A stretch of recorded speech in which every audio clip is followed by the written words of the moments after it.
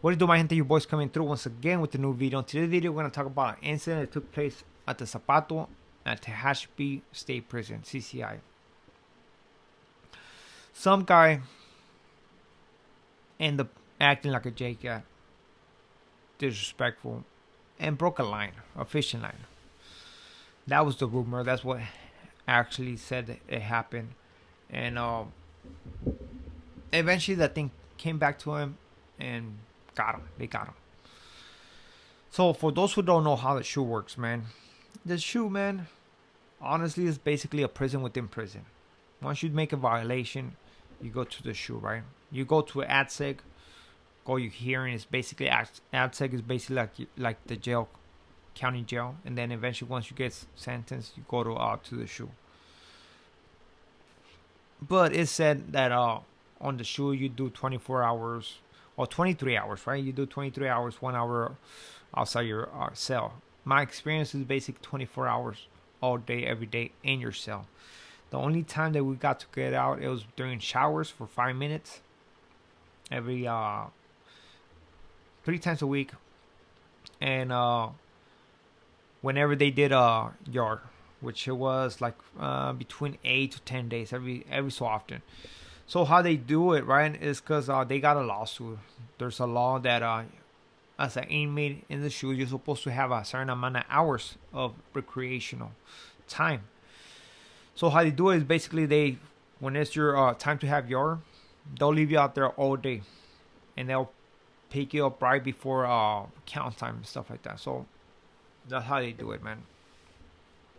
And it sucks to go to yard, man. You're out there all day, man. So the thing about this is that every movement in the S.H.U, man, is a controlled movement. If you're gonna get out of your cell, you're always gonna come out in handcuffs, right? So that's why I'm always say, like, if you're in the S.H.U, man, you're like super protected and you're away from danger, unless you get a Sally who's insane, and there you go, man. But hopefully nobody gets people like this, right? So there was this incident, right? And where there's a guy in cell 202 has some issues with somebody who was in cell 205. I don't know what was the issue, man. I don't know if it had something to do with the line or whatever the issue was being. But eventually those guys from 205 end up moving. They moved to the other side of the tier, right? I don't know if it were cell 207 or what was the issue or what. I don't know. They were somewhere over there. So after this one fight, man, months passed by. And one day, as everybody was getting ready to go to yard, and this is how they ask for yard.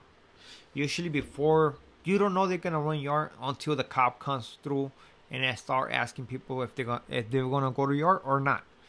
So he comes with the paper, right? And basically, I believe he's supposed to get a certain amount of cells, hit a certain amount of cells, so they can say, let's say they have 50 dog cages out there, so they had to have 50 cells so they can go over there.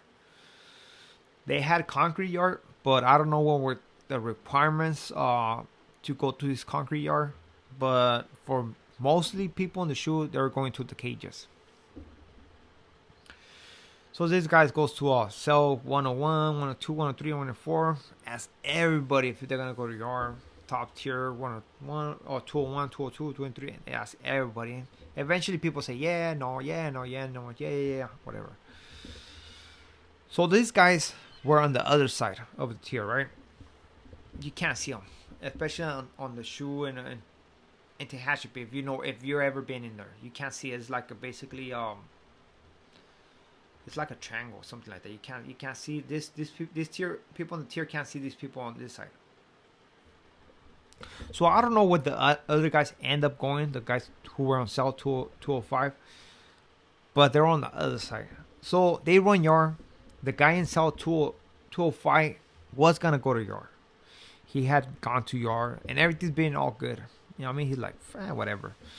Usually cell 203 goes, 205, 204, and that's how it goes. Right now they had new people in 205, so they're going to and stuff like that. But I don't know what happened, man. everybody had said that they were gonna go, but at the end, when they had cell 202 out, which he was a single cell, who by himself, the JGAT, everybody started refusing. Cell 203 refused. Cell 204 refused. Cell 205 refused. After they had said yes. So the cop is like, what? So these people are giving him a crap. Oh man, we decided to do a spread or whatever. I don't know what that thing was, right? Not like I was over there here listening, but they had to throw an excuse, right? It's not that a cop cares about it, but they all refuse. But they already got the guy over there on cell 202, right? So I'm pretty sure this was tripping already. Why? Because they're gonna go to the other tier, see who's gonna come out. So sure enough, man, like I said, 5 people are allowed to be in this on those chains, right? So here comes cell 206. I guess he was another single cell. He goes in the on the chain, right? They put him on the chain. There's 2 people on the chain. Here comes the Sallys, man. The guys who used to be on cell 205. The enemies of this guy, man. And I don't know if he knew who they were at the time, but I know those guys knew who this one individual was.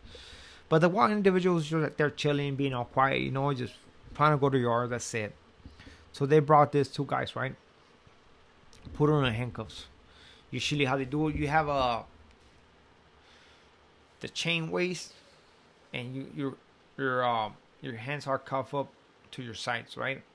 So eventually, that chain waist thing, they'll lock it with the chain, right? So when you guys go to a yard, you go in a straight line with the chain. Boom. Nobody's allowed to go nowhere. Everybody's secure, and they take them. So they put these 2 guys and these 2 Sallys, right? With the guy in front of them, the one who was acting like a fool, being disrespectful. So what these guys do? No, they didn't break out of their chains, man. But what they did, they gave them an ass whooping. They start kicking them, stomping them. I feel bad for the guy that fucking was in the middle, all that stuff, because everybody's chained up, man. So he has to be right there. Like, fuck. So they're just stomping on this guy. Bad, right? I don't know if everybody got in cahoots to do this, but they're just stomping him. The cops tell him, calm down, relax, fucking spray paint. He sprayed everybody and tell him to relax. Like, fucking, hey, get down. Spray him. This guy's not listening. They're just fucking doing their thing. The tower, I don't even know why he didn't shoot the block gun. He didn't shoot the block gun. But this guy was just fucking stomping this guy. Boom, boom, boom, boom, boom, boom. It came to a point where the vato is on the floor, right? the one guy who didn't have nothing to do with this over there sprayed like a motherfucker. He's over there coughing, dying and shit. And these 2 Sallys are getting off on this guy. And so he's fucking on the ground. See a Sally like trying to jump on him with his knees. You know what I mean? Like trying to hit him with his knees and stuff like that. And they're just going off on him. Eventually, they secure him. They got down. They just fucking put him back in their cell, man. And that was it. No more yard, right?